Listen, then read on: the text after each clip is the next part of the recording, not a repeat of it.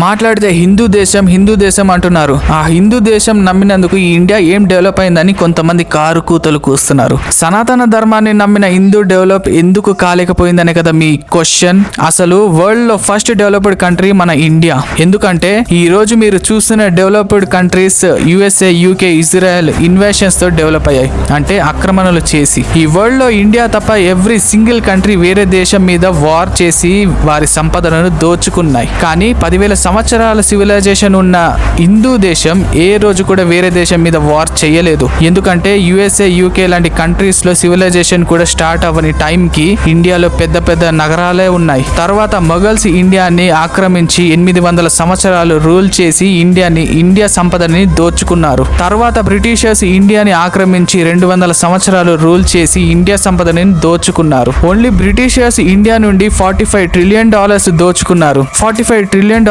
అంటే 2025 USA, China GDP. ఇంతమంది ఇండియాని దోచుకున్నా కూడా జీడిపిలో టాప్ 5 లో ఉంది మన ఇండియా. ఇండియా పూర్ కంట్రీ కానే కాదు, వేరే దేశాల వాళ్ళు నా ఇండియాని దోచుకొని వాళ్ళ కంట్రీస్ ని డెవలప్ చేసుకున్నారు. అది తెలుసుకోవాలి అందరూ.